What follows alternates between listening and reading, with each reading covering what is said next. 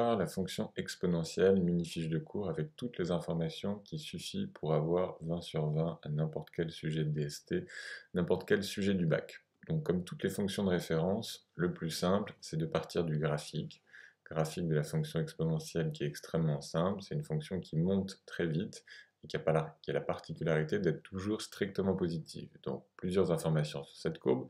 La première c'est qu'ici on a un premier nombre e puissance 0 qui est toujours égal à 1, comme n'importe quel nombre à la puissance 0. E au passage, c'est une constante, comme pi, ça vaut en l'occurrence un peu plus grand que 2, c'est 2,7. Donc plusieurs informations là-dessus. La première, c'est que le domaine de définition de la fonction exponentielle, c'est R. On peut mettre n'importe quoi dedans.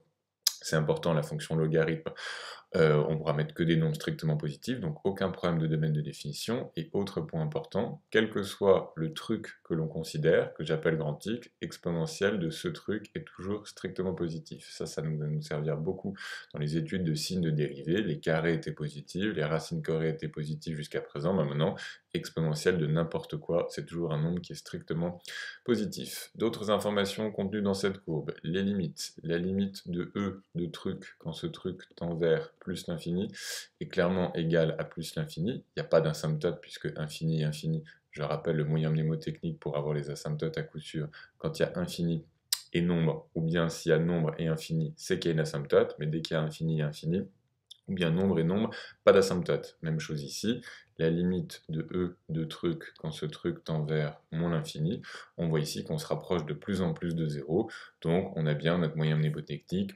infini et nombre, donc oui il y a une asymptote, ça c'est la ligne des x, ça c'est la ligne des y, x également l'infini ça n'existe pas, donc la droite c'est y égale à 0, et c'est donc bien une asymptote qui est de nature horizontale. Tout petit rappel sur les limites et les asymptotes. Alors, autre information dans ce chapitre, il y en a très peu, la formule de la dérivée. Donc la dérivée des exponentielles, c'est la plus simple au monde puisque c'est la fonction qui est égale à sa dérivée, et on en déduit comme toujours les fonctions composées. E de u, sa dérivée, ce sera tout simplement E de u fois u'. Comme vous le savez, toutes les fonctions composées se déduisent des dérivées simples en rajoutant à chaque fois fois u'. Si je donne en dessous un minuscule exemple, si on doit dériver E de 2x plus 3, la dérivée de 2x plus 3, ce sera exponentielle de 2x plus 3, simplement fois la dérivée de ce qui est en haut, c'est-à-dire 2, et ça s'écrira 2 exponentielle de 2x plus 3. Bon, j'efface tout ça pour garder juste les éléments de cours, donc E de u fois E'. Au passage, on peut en déduire très facilement le tableau des variations, x moins l'infini plus l'infini domaine de définition f' de x. Donc si on étudie la fonction exponentielle, sa dérivée c'est e de x, mais on a vu que e de x c'est positif, donc la fonction f elle est strictement croissante, et on peut rajouter les limites qu'on a trouvées ici. Le tableau de signes, ça n'a aucun intérêt de le faire, puisque e de n'importe quoi c'est toujours positif, ce sera un gros signe plus. Quelles sont les autres petites propriétés à connaître? D'abord, les propriétés algébriques, hyper importante à connaître et très facile puisque ce sont les mêmes que celles pour les puissances qu'on a apprises au collège, c'est-à-dire E de A fois E de B qui est égal à E de A plus B.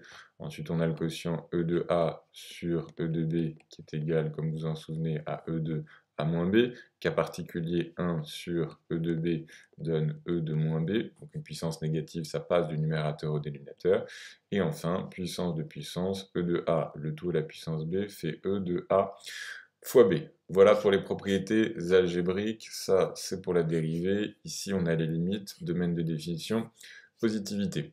Qu'est-ce qu'il nous faut savoir d'autre? Alors, quelques petites valeurs particulières à connaître, les valeurs particulières dont on se sert assez souvent. La première, on l'a vu, E de 0 qui faut 1, à ne pas confondre avec E de 1 qui fait E et qui lui-même donc pas égal à E de x. E, la dérivée de E de x, c'est E de x, mais la dérivée de E, c'est-à-dire d'une constante de 2,7, ça fait 0. E de moins 1 dont on sert assez souvent, ça va faire 1 sur E. Et enfin, E puissance 1 demi, vous savez que le symbole racine carrée, c'est le nom qu'on a donné tout simplement à la puissance 1 demi. Donc ça, on va s'en servir assez souvent pour un dernier ou avant-dernier paragraphe, résolution d'équations et d'inéquations avec des exponentielles. C'est très simple, E de A est égal à E de B, pardon, E de A est égal à E de B équivaut à A est égal à B, Et même chose avec des inéquations, E de A supérieur ou égal à E de B va équivaloir à A supérieur ou égal à B. Donc dans ce paragraphe, ce qu'il faut retenir la méthode, quand vous avez une équation et des exponentielles, on fait en sorte d'avoir juste une exponentielle à gauche avec rien devant, rien après, juste une exponentielle à droite avec rien devant, rien après. On peut entre guillemets barrer les exponentielles, ça vient du fait que la fonction est strictement croissante, mais cette équivalence, elle est tout simplement au programme. Alors pareil, sur ces petites équations, une équation, je peux donner un exemple simple et classique dont on se sert tout le temps. Admettons qu'on nous demande de résoudre E2 moins 5x plus 1, E2 moins 5x plus 2 moins 1 est égal à 0. Méthode habituelle pour résoudre une équation, donc on met E2 moins 5x plus 2 à gauche, à droite 1, parce qu'on veut une seule exponentielle à gauche, une seule exponentielle à droite. Et astuce habituelle, le 1 qui est à droite, puisqu'on veut E à gauche, E à droite, on va le transformer en E de 0, en fonction de la propriété qui est ici. On peut donc à présent barrer les exponentielles, il reste moins 5x plus 2 est égal à 0, équation triviale, voilà, qui nous donnerait x est égal à moins 2 sur moins 5, c'est-à-dire 2 cinquièmes, c'est la solution de cette équation. Donc E à gauche, E à droite. Il y a un dernier petit paragraphe qui est archi important à connaître, parce que c'est ce qui va nous servir à chaque fois qu'il y aura une forme indéterminée sur les limites de fonctions exponentielles, c'est ce qu'on appelle les croissances comparées. Donc en gros, en terminale, vous avez vu plein de fonctions qui portaient pas sur les exponentielles, c'est-à-dire polynôme, quotient, rationnel, racine carrée. On a vu qu'on pouvait factoriser pour lever l'intermination par le terme de pi au degré. Quand il y a cos et sin, on peut les encadrer avec moins 1, 1. Quand il y a des racines carrées, il y a la technique dite de la quantité conjuguée. Il y a plein d'autres vidéos où vous pouvez retrouver voilà, ces points de cours et ces exercices classiques ailleurs. Comme vous le savez, dès que vous allez avoir la fonction exponentielle, le jour du bac, vous avez une chance sur deux d'avoir exponentielle ou logarithme. Donc le programme est un petit peu mal fait parce qu'on nous apprend plein de fonctions, mais finalement, on est pratiquement sûr d'avoir soit exponentielle, soit logarithme. Tout ça pour vous dire que dès qu'il y aura un problème d'indétermination avec des limites d'exponentielle, c'est toujours les deux propriétés ici qu'on va utiliser en premier. Donc l'idée c'est quoi? C'est de ne pas les apprendre bêtement, ça va se présenter comme limite de truc, E de truc, quand ce truc tend vers quelque chose égale à quelque chose, et on aura la même chose, limite de E de truc sur truc, quand ce truc tend vers quelque chose égale à quelque chose. Alors pourquoi l'expression croissance comparée? C'est tout bête. Si on revient à notre courbe, ça c'est l'expression de E de x. On pourrait ici tracer ce qu'on appelle la première bisectrice qui a pour équation y égale x. Au passage, je le dis pour le glisser dans votre esprit, la fonction exponentielle elle sera symétrique, elle aura cette tête-là. Ça, ce sera ln de x. Donc peu importe pour l'instant, je l'efface. Nous, on a juste besoin d'avoir ça et ça, tout ça pour dire que bah, la fonction exponentielle, elle monte vers l'infini, mais elle monte beaucoup plus vite que y égale x. Donc si on compare la croissance, ce sera toujours l'exponentielle qui va l'emporter entre guillemets.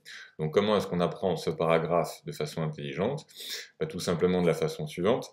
Si on a les quatre formes indéterminées, donc je les rappelle, c'est plus l'infini, moins l'infini, on ne sait pas ce que ça donne, infini fois 0, on ne sait pas si ça ramène à 0, infini sur infini, on ne sait pas ce que c'est, et 0 sur 0, on ne sait pas ce que c'est. Il y en a une, deux, puis 3, 4 avec les divisions.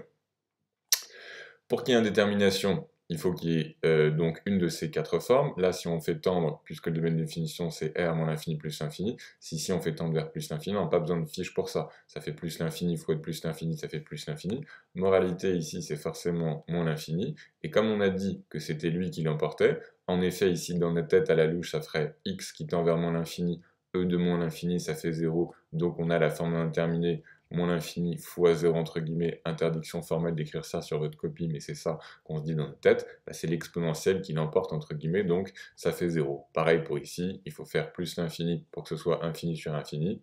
D'ailleurs ici j'écris n'importe quoi, je voulais pas le remplir encore, c'est exponentielle qui l'emporte, donc ça va faire ici plus l'infini. Pareil, on peut conclure sur un petit exemple d'application pour ces histoires de croissance comparée. La manière dont ça risque de se présenter le jour du bac, ça peut être par exemple f de x est égal à, on nous parle par exemple de exponentielle de j n'importe quoi, moins 3x avec devant un x, et on nous demande la limite en plus l'infini. Donc limite en plus l'infini, qu'est-ce qu'il faut faire pour ça? Donc ce qu'il faut bien comprendre, c'est que cette propriété, elle s'applique à la lettre, c'est-à-dire j'ai mis grande croix, grand X, qui signifie un truc qui tend vers moins l'infini. Donc il faut qu'il y ait exactement pardon, la même chose ici que là. Donc là, on n'a pas tout à fait ça, il y a une modification algébrique à faire, je fais l'exercice en dessous, il faut écrire que f de x est égal à, on va forcer l'écriture de ce qu'on veut, c'est-à-dire ça. S'il y avait ça, on est bien dans le cas de ce qu'on veut, c'est-à-dire truc fois e de truc avec ce truc qui tend clairement vers moins l'infini, puisque comme on tend vers plus l'infini, moins 3x vers tendre vers moins l'infini. Simplement, il faut bien qu'il y ait égalité, donc ça c'est ce qu'on force à écrire, et pour que ce truc-là soit égal à ça, un peu comme quand on factorise par le terme de plus haut degré, on fait une compensation par un coefficient, en l'occurrence moins un tiers. Si je fais moins un tiers fois tout ça, moins par moins ça s'en va, 3 fois un tiers ça disparaît, et là on a bien notre cours. Donc, qu'est-ce qu'on fait ici? Rédaction en 3 temps. 1, la limite de ce qu'il y a le plus à l'intérieur, la limite de moins 3x quand x tend vers plus l'infini est égal à moins l'infini. 2, or, limite du cours, et vous pouvez citer la propriété d'après les... Ça leur plaît beaucoup que vous écriviez ça sur votre copie de rappel et croissance comparée.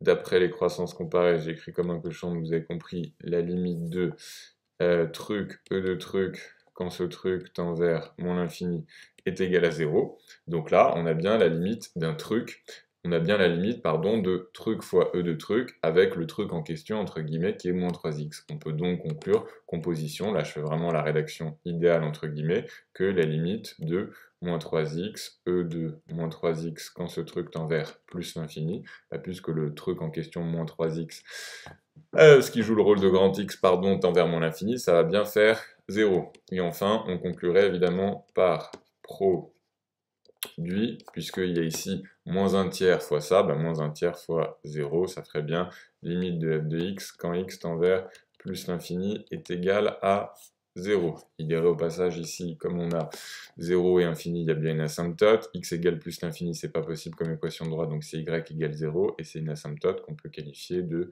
horizontale. Pareil, il y a une vidéo spécifiquement pour cette petite astuce pour avoir les asymptotes à coup sûr, et je vous en renvoie évidemment dessus. Donc le but ici, c'était simplement de faire une fiche de cours simple sur exponentielle. Donc là, j'ai pas réussi à faire tenir tout sur une page, mais on y est presque. En gros, c'est une fonction qui est strictement croissante. E de 0, limite en plus l'infini c'est plus l'infini, en moins l'infini c'est 0, une asymptote horizontale, domaine de définition c'est R, E de n'importe quoi c'est toujours positif, la dérivée d'exponentielle c'est exponentielle, donc ça rendra les dérivées et les études très simples, E de U ça fait E de U fois U', propriété algébrique, aucun problème, c'est les mêmes que les puissances, vous allez faire 10 puissance A fois 10 puissance B, des équivalents, des exercices équivalents à ceux que vous avez fait au collège. Les petites valeurs particulières, en n'oubliant pas que les valeurs particulières ça sert notamment à résoudre les équations, une équation où le but c'est de faire apparaître une exponentielle à gauche, une exponentielle à droite, comme on l'a fait ici. Et enfin, on n'oublie pas que quand il y a des problèmes d'indétermination, c'est ces deux dernières propriétés qu'on va utiliser souvent. Ça peut être au passage mélangé avec par exemple l'idée de factoriser par le terme de plus haut degré. Mais c'est important de l'avoir à l'esprit parce que ça rend non pas caduques les méthodes qu'on avait vues avant, multipliées par la quantité conjuguée quand il y a des racines carrées, etc. Mais comme je vous l'ai dit, au bac, vous êtes sûr d'avoir une fonction exponentielle logarithme. Donc tout ce qu'on a vu en début d'année, tant qu'on n'a pas encore étudié les fonctions exponentielles logarithmes, on va beaucoup moins s'en servir, si ce n'est plus du tout à partir de maintenant dans l'année. Vous avez sur cette page-là tout ce qu'il faut et qu'il suffit de savoir pour avoir 20 sur 20 à n'importe quel sujet de DST sur les exponentielles, n'importe quel bac blanc, et même tous les sujets du bac qu'on pourra voir aussi ensemble.